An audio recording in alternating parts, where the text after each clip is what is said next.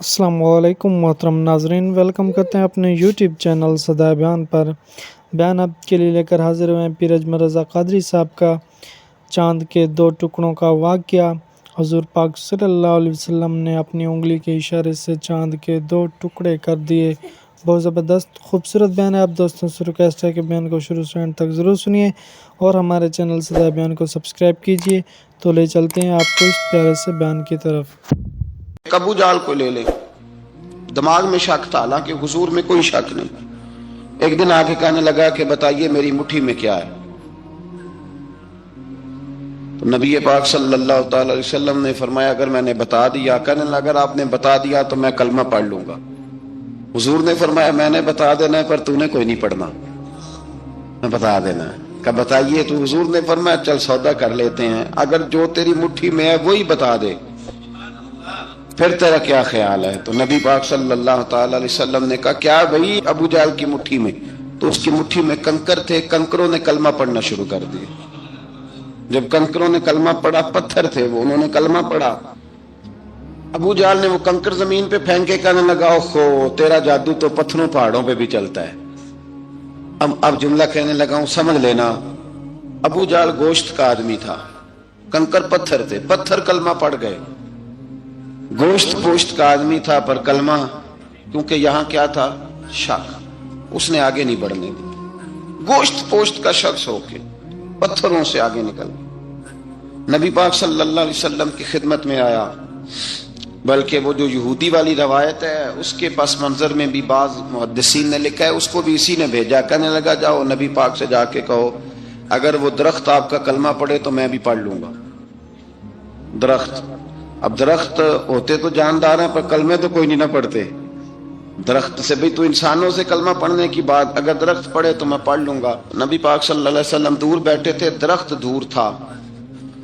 और इमाम सुयूती अलैहिर्रहमा ने लिखा है दरख्त भी कीकर का था। नबी पाक सल्लल्लाहु अलैहि वसल्लम ने फरमाया उस यहूदी से कि तू जाके दरख्त को कह के तुझे नबी पाक बुलाते हैं। फरमाया मैं गया तो फिर तुमने कहना जादू करके बुलाया है। एहतियात भी की, हर चीज आंखों के सामने रखी, तू जाके कह के तुझे बुलाते हैं। वो बंदा गया, जाके कहने लगा, और इमाम सयूती ने इसको लिखा है, कहने लगे उसने नबी पाक का नाम भी नहीं लिया, क्योंकि अबू जाल एंड कंपनी को पता था कि मुस्तफा के नाम में भी बड़ी बरकत। तो खाली नाम भी नहीं लिया, कहने लगा दरख्त वो जो सामने बैठे हैं ना वो तुझे बुला रहे।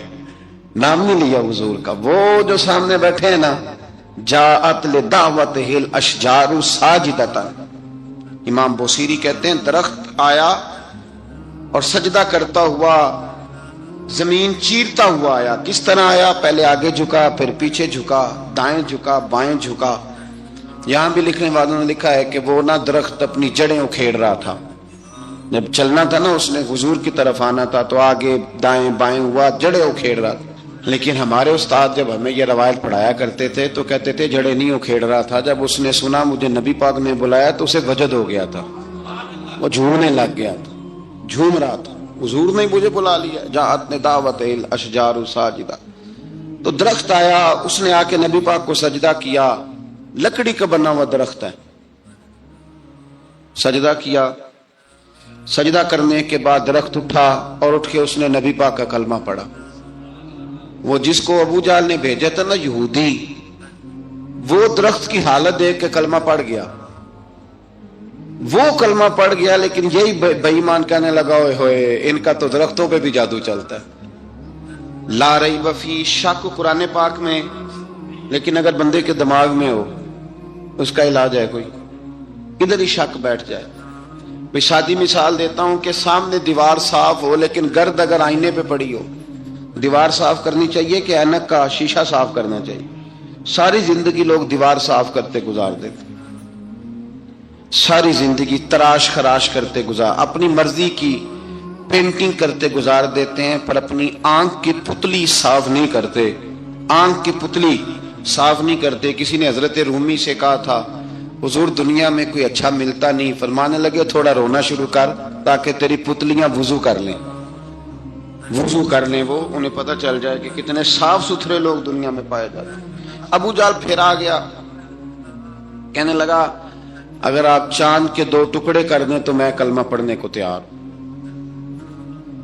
اچھا یہاں بھی بڑی مزے کی بات ہے، اللہ نے پہلے کہہ دیا نبی پاک کو کہ ان الذین کفروا سواء علیہم انذرتہم ام لم تنذرہم لا یؤمنون۔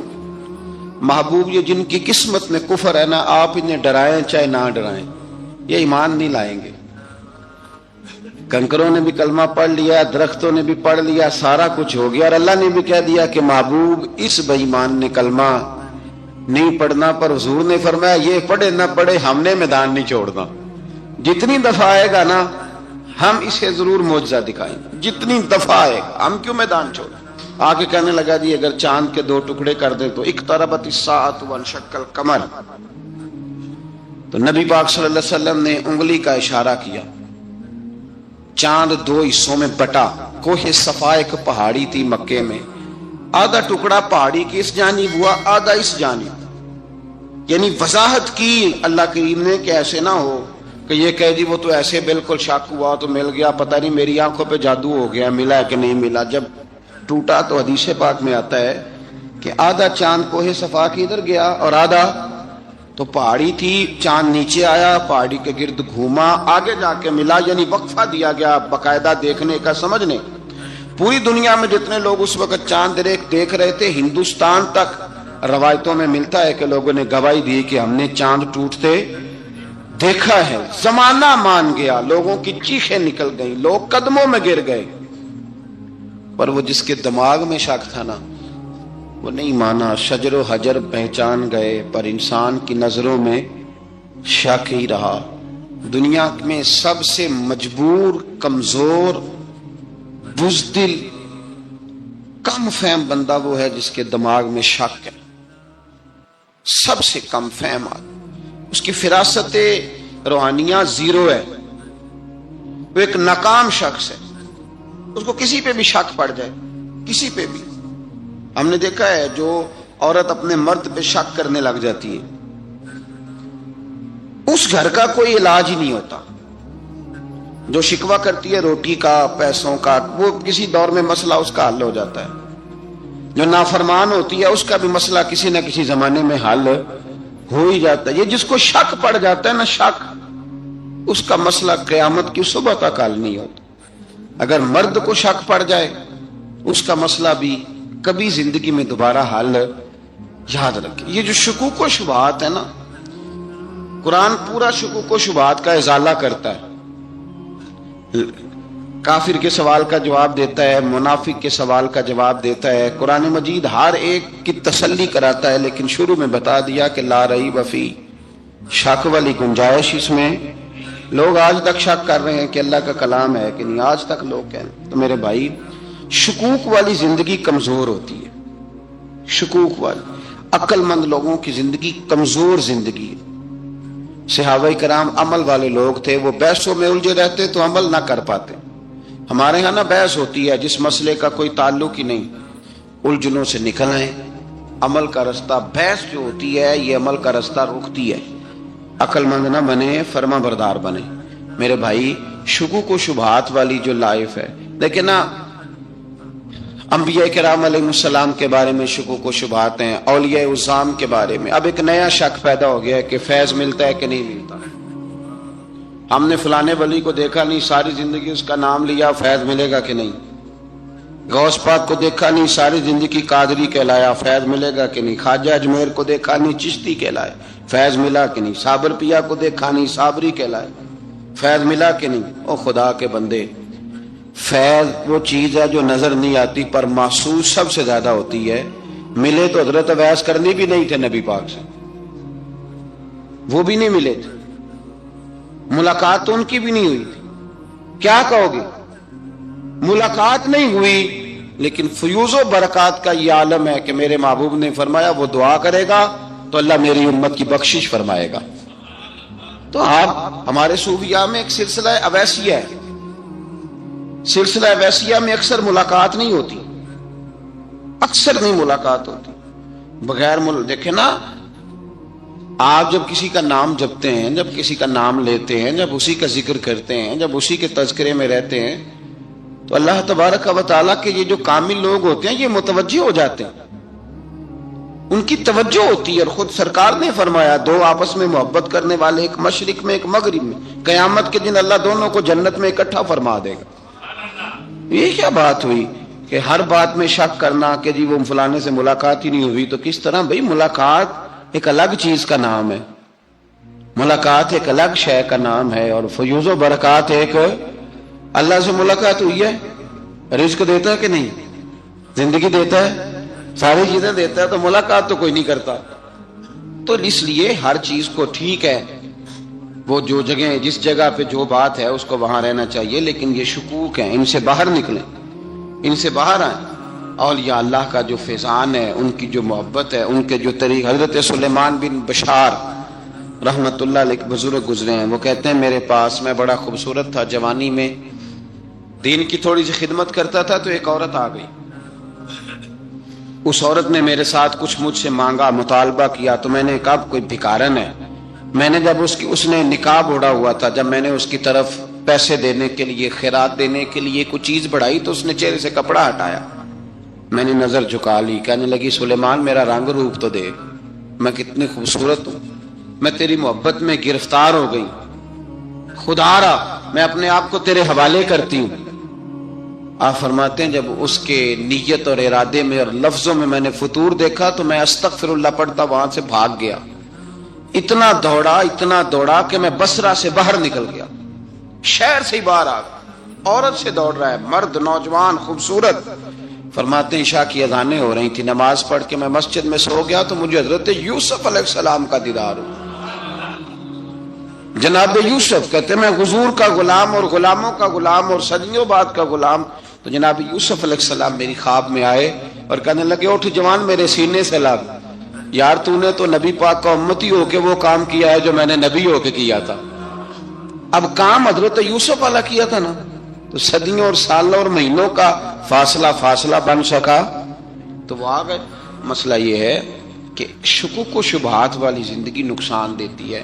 حضرت ہمارے سلسلہ مقدسہ میں ایک سلسلہ علویہ ہے جو اعلیٰ حضرت فاضل بریلوی کو حاصل تھا. شاہ عبدالعزیز صاحب محدث دہلوی رحمۃ اللہ تعالی علیہ نے بڑا لکھا مولا علی کی شان پہ، حضرت علی پہ کلام، ان کا ذکر، ان کے تذکرے اس قدر فنا ہو گئے کہ ہر وقت ذکر علی کرتے. فرماتے ہیں مجھے خواب میں حضرت علی کا دیدار ہوا، انہوں نے مجھے بیعت فرمایا اور مجھے اپنے سلسلہ مبارکہ میں اجازت دی.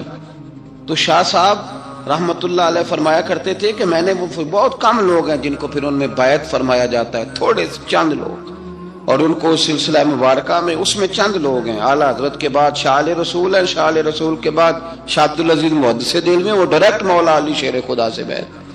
تو مطلب یہ ہے کہ کام شکوک و شبہات سے نکلیں. قرآن نے کہا لا ریب فی، قرآن میں شک البتہ وَإِن كُنتُمْ فِي رَيْبٍ مِّمَّا نَزَّلْنَا عَلَىٰ عَبْدِنَا، بندے کچھ شک کرتے ہیں، اگر انہیں شک ہو تو وہ اس طرح کریں کہ فاتوا بسورۃ من مثلی، پھر اس کی مثل ایک صورت لے کے آئیں، اور وادعوا شہداءکم من دون اللہ ان کنتم صادقین، سارے بے شک اپنے حمایتی بلا لیں اگر وہ سچیں. شک والی دنیا سے باہر نکل آئیں، حقیقت والی دنیا کو قبول کریں. شکوک و شبہات کا ازالہ نہیں ہوتا، شک دوسرے شک کو جنم دیتا ہے، نقص دوسرے نقص کو جنم دیتا ہے، غلطی دوسری غلطی کو جنم دیتی ہے. اور انسان جب تک شکوک کی، میں نے آپ کو کہہ دیا کہ ہر گھر بس سکتا ہے، ہر گھر، ہر عورت کے صحیح ہونے کی امید ہوتی ہے، پر جس بی بی کو اپنے خاوند کے کردار پہ شک ہو وہ بی بی کبھی مطمئن نہیں ہوتی.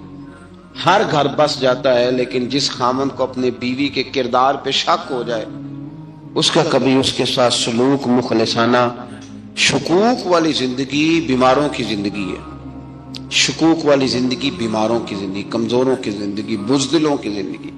اس لیے حقیقت والی چیز جب تک آپ کے پاس کوئی چیز کلیئر ہو کے نہیں آتی. شریعت اسلامیہ نے بہتان کی سزا رکھی ہے 80 کوڑے.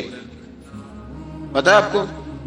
جس نے ایسے ہی بہتان لگا دیا، دلیل ہی کوئی نہیں، ایسے ہی کہہ دیا کہ جی وہ مجھے شک ہے، جی انہوں نے ایسے کیا، فرمایا اسے کوڑے مارو. شک کی بنیاد پر بہتان ترازی کرتا ہے، کوڑے کی سزا رکھی، 80 کوڑے مارو اس ظالم. یہ شک کر رہا ہے اس کو جب اس کے پاس دلیل ہی کوئی نہیں.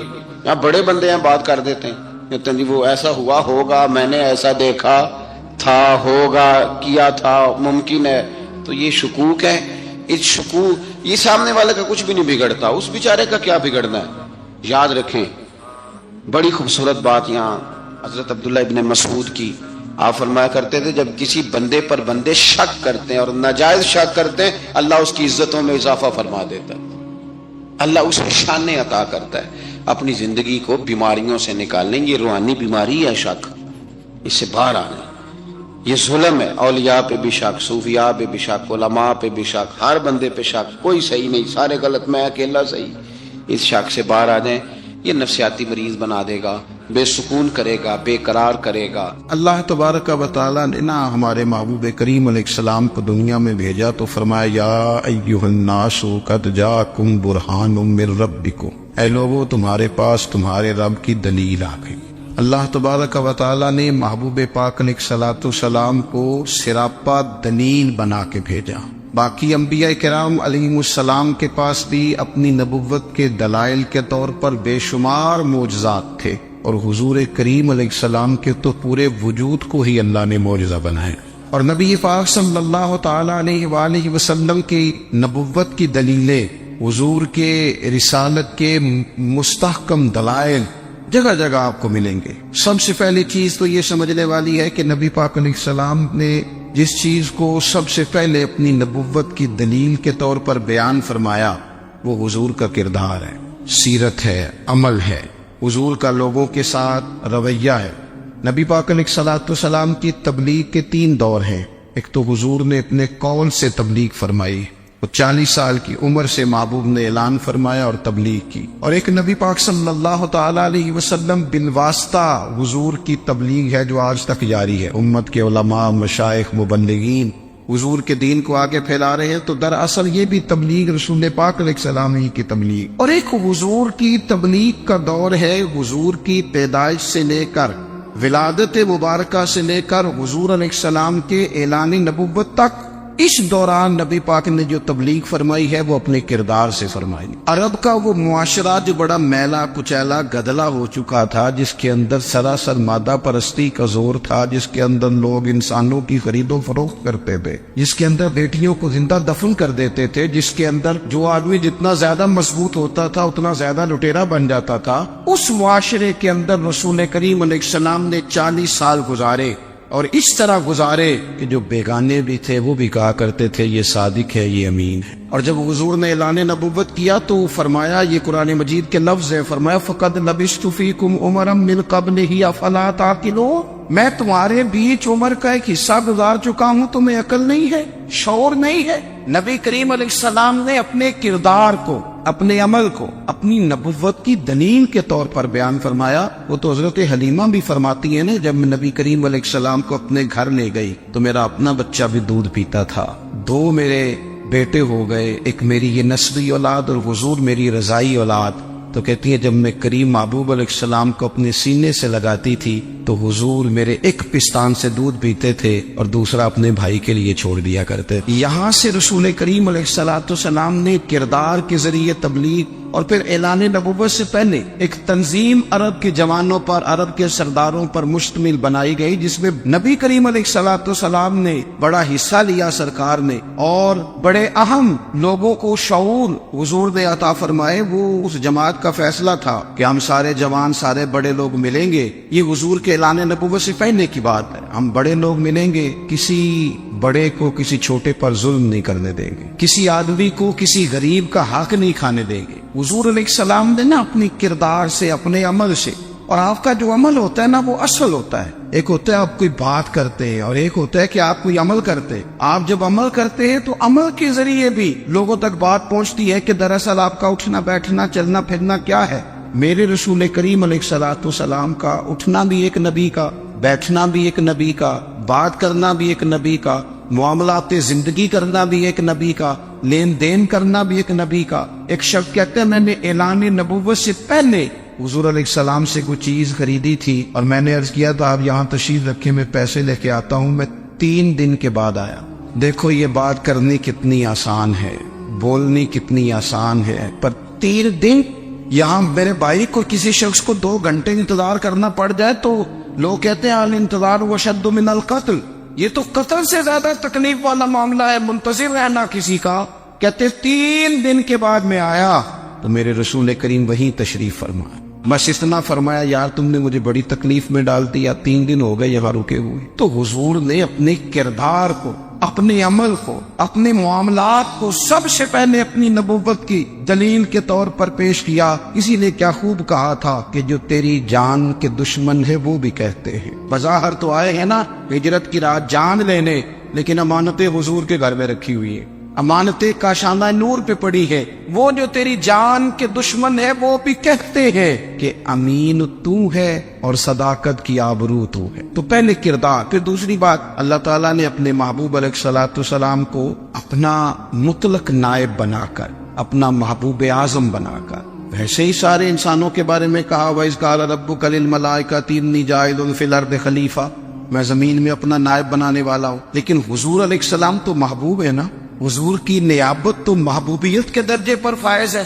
تو رسول پاک کو رب کریم نے اس طرح کا بنا کے بھیجا کہ حضرت عبداللہ ابن رواحہ رضی اللہ تعالیٰ عنہ بیان فرماتے ہیں کہ اگر حضور کوئی معجزہ نہ بھی دکھاتے، نبی کریم علیہ السلام سے کوئی اعجاز لوگ نہ بھی دیکھتے، تو محبوب کا تو چہرہ ہی اس طرح کا تھا، لوگوں نے دیکھتے جانا تھا اور کلمہ پڑھتے جانا تھا۔ لیکن باوجود اس کے میرے رسول پاک کا اعجاز یہ ہے، کمال یہ ہے کہ حضور کبھی اشارہ کر دیں تو چاند 2 ٹکڑے ہو جائے، کبھی دعا مانگ دیں تو ڈوبا ہوا سورج واپس آ جائے، کبھی محبوب گزرنے لگے تو پتھر آپ پر سلام پڑے، کبھی حضور پہاڑ پر چڑھ جائے تو پہاڑ وجد میں آ کر جھومنے لگے، محبوب کا کبھی نماز پڑھاتے ارادہ بن جائے تو اللہ تعالیٰ قبلے کا رخ ہی تبدیل فرما دے۔ کیا خوبصورت سوچ ہے اور کیا نظریہ دیتے ہیں بریلی کے امام، فرماتے اجابت کا جوڑا عنایت کا صحرا دلہن بن کے نکلی دعائے محمد، اور اجابت میں جھک کر گلے سے لگایا پڑی ناز سے جب دعائے محمد،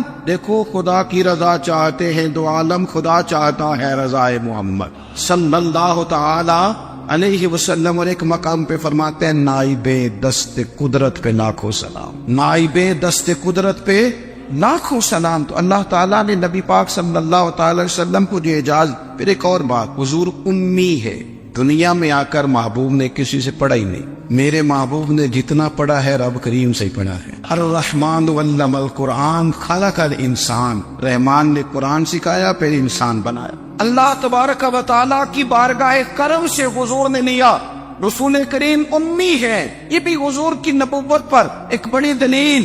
دیکھو ایک ہوتا ہے کوئی آدمی بچپن سے کسی چیز سے شغف رکھے اور جب اس کی عمر بڑی ہو جائے تو کہتے ہیں اس کا تجربہ بڑا ہو گیا، یہ پہلے کچھ شعر کہتا تھا، کوئی ادبی جملہ کہتا تھا، تو اب اس کی یہ کام کرتے کرتے عمر بڑی ہو گئی ہے تو رسوخ حاصل ہو گیا۔ 40 سال کی عمر مبارک تک نبی کریم نے ایک شعر بھی نہیں کہا۔ حضور علیہ الصلوۃ والسلام نے کبھی کوئی ایسی بات، ویسے تو حضور کی ہر بات حکمت والی، لیکن جس کو عرب کے لوگ اپنے لہجے میں شاعری یا اپنے لہجے میں ادب کہتے تھے، وہ حضور نے بیان نہیں فرمایا۔ لیکن جب 40 سال کی عمر میں اعلان نبوت کیا تو پھر بڑے بڑے فصیح و بلیغ، بڑے بڑے سیانے طفیل بن عمر کہتے ہیں کہ اس شخص کو بھی میں نے دیکھا جسے بڑا ناز تھا اپنی فصاحت اور بلاغت پر، اور جب وہ حضور کے پاس آیا اور اس نے آ کے کچھ باتیں کی تو محبوب خاموشی سے سنتے رہے، اور جب وہ چپ کر گیا تو میرے کریم نے صرف سورہ فاتحہ پڑھی۔ کبھی اٹھتا تھا، کبھی بیٹھتا تھا، کبھی غور کرتا تھا، کبھی دائیں جاتا تھا، کبھی بائیں جاتا تھا، پھر کہنے لگا بتاؤ نا کلام کس کا ہے؟ فرمایا اس رب کا،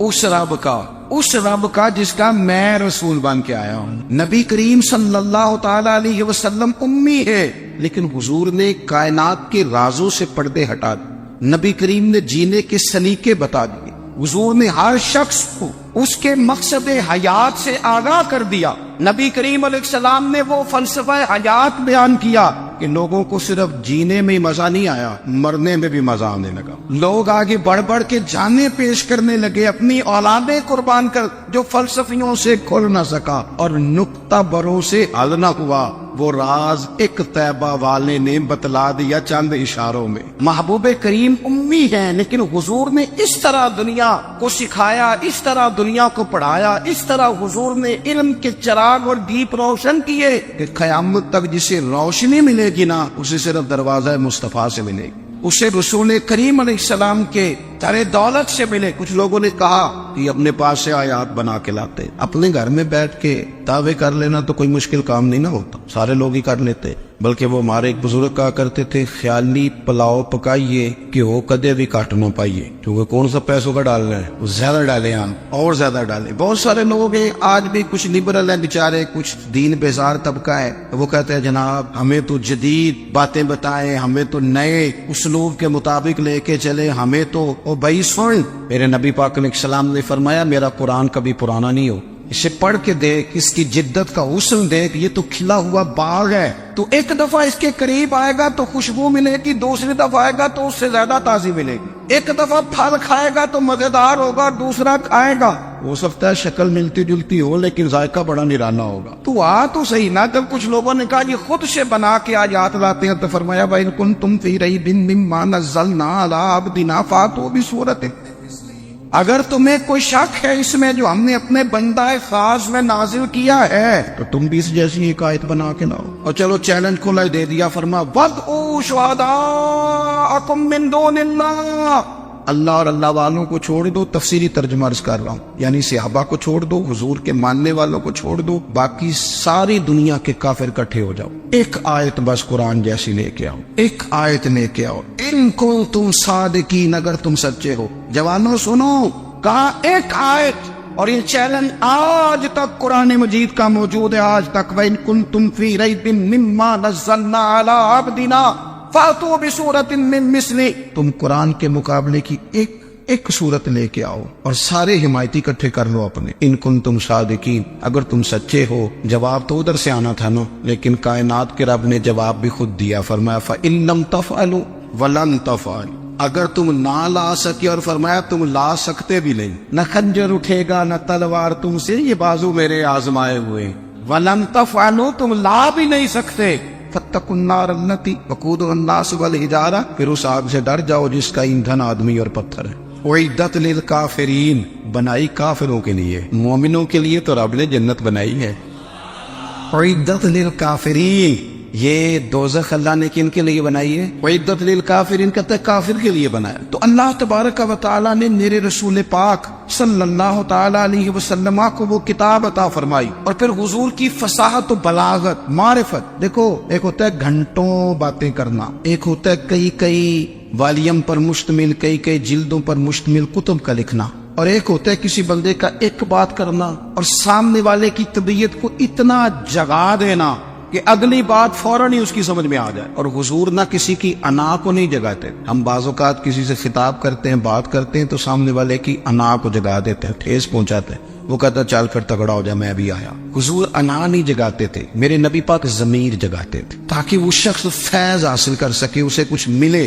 نبی کریم کا جو انداز تکلم ہے وہ اس طرح کا ہوتا تھا کہ انسان خود بخود کھل اٹھتا تھا کہ مطلب یہ بات ہونے کیا لگی ہے, مطلب حضور کیا فرمانے لگے. نبی کریم صلی اللہ تعالی علیہ وسلم, ایک دن محبوب کریم نے صحابہ کے دیے حضور کی فصاحت و بلاغت دیکھے, فرمایا محبوب نے کتنا نادان ہے وہ شخص جو اپنے ماں باپ کو گالی دے. کھلی ہو گئی لوگوں کی آنکھیں, کان کھڑے ہو گئے کہ یا رسول اللہ کون ایسا بدبخت ہے جو ماں باپ کو گالی دے گا. اب جب سوالات ذہنی سطح پر پوری طور پر ابھر گئے نا, تو اب رسول کریم نے بات سمجھائی. یہ ہے فصاحت و بلاغت, تیرے آگے ہے یوں دبے نچے.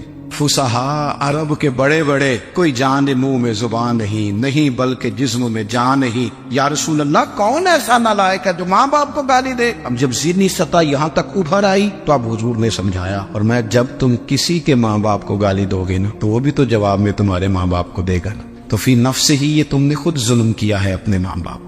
کیوں تم نے ایسا لہجہ اختیار کیا کہ جس سے سامنے والے کی انا جاگ جائے اور وہ تمہارے مقابلے میں آ کر کے کھڑا ہو جائے؟ کیوں تم نے اس طرح کے انداز اختیار کیے کہ جس سے سامنے والا بھی سارے پنجے کھڑے کر کے باہر نکل آئے اور کہے آ جاؤ پھر میں بھی میدان میں حاضر ہوں. رسول کریم کی فصاحت بلاغت دیکھیں نا, حضور 2-4 جملوں میں ساری بات سمجھا جاتے. ایک حدیث پاک اگر ہماری سمجھ میں آ جائے, ایک روایت, نبی پاک صلی اللہ تعالی علیہ وسلم نے فرمایا خوبصورت مسلمان وہ ہے جو بے مقصد باتوں کو چھوڑ دے.